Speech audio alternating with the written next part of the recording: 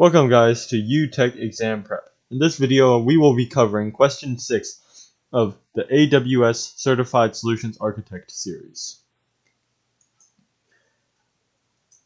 This video will have 3 parts.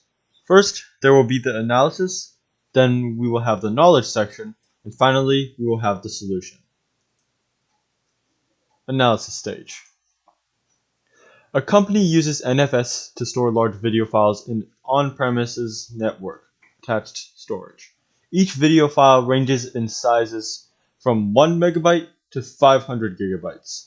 The total storage is 70 terabytes and is no longer growing. The company decides to migrate the video files to Amazon S3. The company must migrate the video files as soon as possible while using the least possible network bandwidth. Which solution will meet these requirements? You can pause the video to read the solutions. Alright, moving on. The key component of this question is migrating the video files as soon as possible while using the least possible network bandwidth. We will review this later on. Next, knowledge stage. There are 3 things that need to be known in this question. First, what is a snowball device? Second of all, what is AWS Direct Connect? Third of all, what is bandwidth?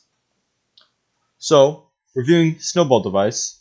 AWS snowball device is a device that allows you to transport data from your on-premise servers to AWS on-premise servers physically. First, you order a device from AWS and they ship it to you. Next, you store your data onto this device, and finally, you ship this device back to Amazon. This method is commonly used when there is a large amount of data in play and when you need to have zero network bandwidth. Next, what is AWS Direct Connect? AWS Direct Connect is a way of connecting your on-premise servers to Amazon's on-premise servers through a fiber optic Ethernet cable. This allows for fast data transport and only uses a private network, meaning there will be no public network bandwidth. Finally, what is bandwidth? Bandwidth is just the amount of data being used over a network.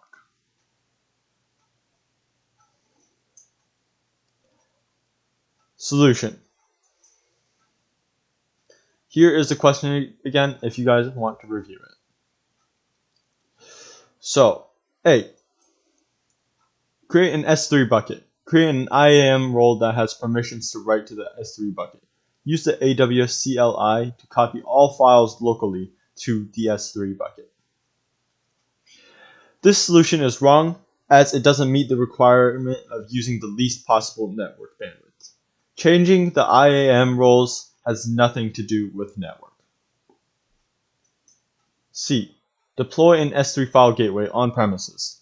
Create a public service endpoint to connect to the S3 file gateway.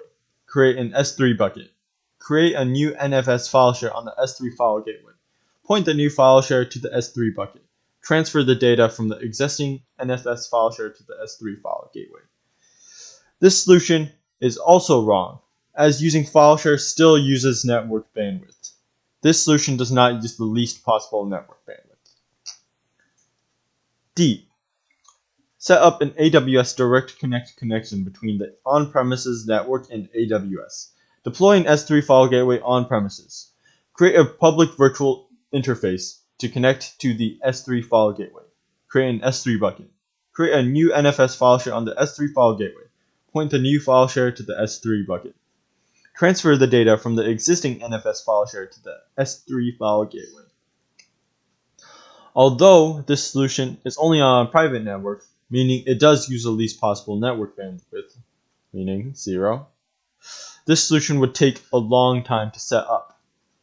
AWS Direct Connect typically takes a month to set up, as you need to connect the Ethernet fiber optic cables. B. Create an AWS Snowball Edge job. Receive a Snowball Edge device on premises. Use the Snowball Edge client to transfer data to the device. Return the device so that AWS can import the data into Amazon S3. This solution is better than the other solutions. It uses the least possible network bandwidth as you are transporting the data physically, and also it is faster than all other solutions. Alright, thank you guys for watching the video. If you guys have any questions or comments, please leave them down in the comments below. Thank you.